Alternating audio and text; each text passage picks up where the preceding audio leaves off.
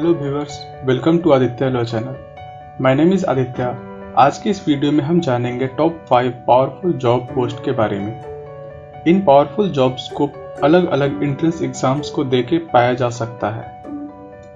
लेकिन वीडियो शुरू करने से पहले अगर आपने हमारे चैनल को सब्सक्राइब नहीं किया है तो सब्सक्राइब कर लें और बेल आइकन को प्रेस कर दें ताकि इन फ्यूचर में कोई भी वीडियो पोस्ट करूं तो उसका नोटिफिकेशन आपको तुरंत मिल सके।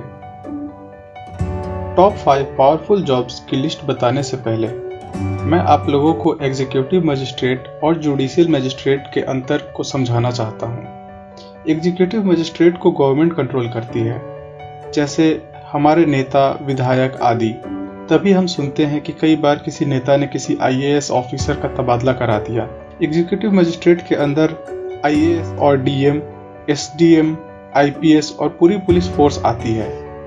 जुडिशियल मजिस्ट्रेट की अगर हम बात करें तो इसको हाई कोर्ट कंट्रोल करती है या हाई कोर्ट के जुरिस्डिक्शन में आता है। इनके ऊपर सरकार का कोई नियंत्रण नहीं होता है।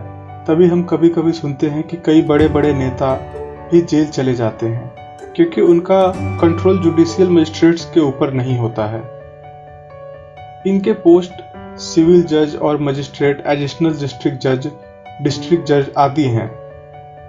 अब हम बात करते हैं पावर्स के ऊपर। तो यहाँ जो मैं रैंकिंग करने वाला हूँ वह इन पावर्स को ध्यान में रखकर करने वाला हूँ।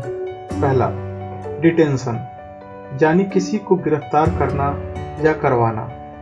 दूसरा, अथॉरिटी टू गिव पनिशमेंट, किसी को सजा देने का अधिकार। तीसरा, number of departments comes under their authority, मतलब किसी व्यक्ति के अंदर कितने तरह के विभाग या डिपार्टमेंट आते हैं। तो आइए शुरू करते हैं हम अपनी रैंकिंग। नंबर 5 पे मैं रखूंगा सीबीआई इंस्पेक्टर को, क्योंकि इनका जो जुरिस्डिक्शन है वह ऑल ओवर इंडिया होता है। मतलब एक सीबीआई का इंस्पेक्टर देश के किसी भी राज्य में जाकर केस के ऊपर छानबीन कर सकता है। लेकिन जो केस सीबीआई देखती है वो सेंट्रल गवर्नमेंट के ऑर्डर पर ही देखती है। मतलब इस एजेंसी को सेंट्रल गवर्नमेंट कंट्रोल करती है।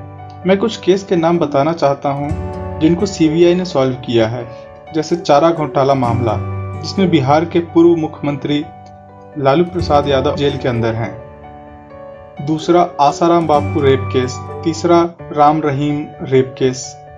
तो इन सब का जो जांच था वो सीबीआई ने ही करा था। तो आप इस बात से इनके पावर का अंदाजा लगा सकते हैं कि एक सीबीआई के अंदर होना अपने आप में ही बड़ी बात है। सीबीआई इंस्पेक्टर बनने के लिए आपको एसएससी सीजीएल का एग्जाम देना होगा। सीबीआई इंस्पेक्टर की सैलरी की अगर हम बात करें तो इनकी starting salary 63,000 plus special security allowance जो कि 8,980 रुपीज है, जो कि सीनियरिटी के बेसिस पे बढ़ता चला जाता है। नंबर 4 पर है IPS, Indian police service. IPS को होम मिनिस्ट्री कंट्रोल करती है। आपको आईपीएस बनने के लिए यूपीएससी एग्जाम को क्लियर करना होगा। आईपीएस बनने के बाद आप डीजीपी भी बन सकते हैं, जो कि किसी भी राज्य में पुलिस प्रशासन की सबसे बड़ी पोस्ट होती है। आईपीएस की सैलरी की बात करें तो एक आईपीएस को स्टार्टिंग सैलरी 56,100 से लेके 2,25,000 यानी 2,25,000 तक हो सकती है। लेकिन इनको जो सुविधाएं मिलती हैं वह बहुत ही ज़्यादा होती हैं, जैसे government vehicle, peon, cook, driver, और साथ ही ये 2 साल का पेड स्टडी लीव भी ले सकते हैं। नंबर 3 पर है आईएएस ऑफिसर, यानी इंडियन एडमिनिस्ट्रेटिव सर्विस। एक आईएएस सेंट्रल गवर्नमेंट और स्टेट गवर्नमेंट दोनों को सर्व करता है। आईएएस ऑफिसर को केवल प्रेसिडेंट ही डिसमिस कर सकता है, लेकिन चीफ मिनिस्टर किसी भी मिनिस्टर के कहने पे एक आईएएस ऑफिसर का ट्रांसफर जरूर कर सकता है। एक आईएएस ऑफिसर बनने के लिए सिविल सर्विस एग्जाम यानी यूपीएससी को क्लियर करना होता है। आईएएस बनने के बाद आप डीएम यानी डिस्ट्रिक्ट मजिस्ट्रेट, डिस्ट्रिक्ट कलेक्ट्रेट और डिप्टी कमिश्नर भी बन सकते हैं। अगर सैलरी की बात करें तो एक आईएएस की सैलरी 56,100 से लेके 2,50,000 यानी 2,50,000 रुपए तक हो सकती है। यह सीनियरिटी और प्रमोशन के बेसिस पे बढ़ता चला जाता है। इसके अलावा जो जो सुविधाएं एक आईपीएस ऑफिसर को मिलती हैं वो सारी सुविधाएं एक आईएएस को भी मिलती हैं, जैसे गाड़ी, गवर्नमेंट बंगलो, कुक, ड्राइवर आदि। नंबर 2 पर आता है सिविल जज ग्रेड 2। इस पोस्ट को पाने के लिए आपको जो एग्जाम देना होगा वह हर स्टेट की हाई कोर्ट अपने स्टेट में करवाती है। सिविल जज को जुडिशियल मजिस्ट्रेट सेकंड क्लास भी कहते हैं। सैलरी की बात करें तो नेट सैलरी 76,000 रुपीज होती है, जो सीनियरिटी के बेसिस पे बढ़ती चली जाती है। इसके अलावा government bungalow, vehicle, telephone charges, peon, cook और एक बॉडीगार्ड प्रोवाइड करवाया जाता है। अब अगर पावर की बात करें तो इनके ऊपर किसी तरह का कोई पॉलिटिकल प्रेशर नहीं होता है तथा जजेस का ट्रांसफर भी हाई कोर्ट ही कर सकती है। कोई नेता या मंत्री इनके ऊपर दबाव नहीं बना सकती है, जिसकी वजह से यह जॉब पावर के मामले में रैंक 2 पर आता है। नंबर 1 पर आता है एडिशनल डिस्ट्रिक्ट जज, जिसकी भर्ती हायर जुडिशियल सर्विस एग्जाम कराती है और इस एग्जाम को देने से पहले आपके पास 7 साल का लिटिगेशन एक्सपीरियंस होना चाहिए। एडीजे के बाद आप डिस्ट्रिक्ट जज में प्रमोट होते हैं।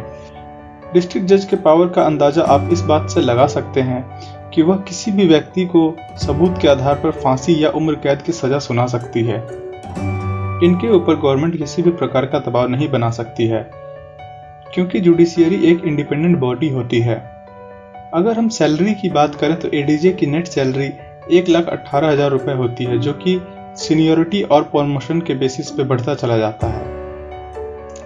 अगर फैसिलिटीज की बात करें तो इनको government bungalow, vehicle, driver, cook, peon और साथ ही एक गनमैन दिया जाता है, जो कि कांस्टेबल के रैंक का होता है। तो बस आज की वीडियो में इतना ही। अगर वीडियो अच्छा लगा हो तो लाइक करें और आप फ्यूचर में क्या बनना चाहते हैं नीचे कमेंट बॉक्स में लिखें, क्योंकि आप जिस चीज को भी चाहते हैं उसे दुनिया को बताने से उस चीज के प्रति आपका लगाव और बढ़ जाता है। इस चैनल से मेरा उद्देश्य आप लोगों को कानून से जुड़ी जानकारियां देना है, तो आप मेरे चैनल को सब्सक्राइब कर लें। Thank you.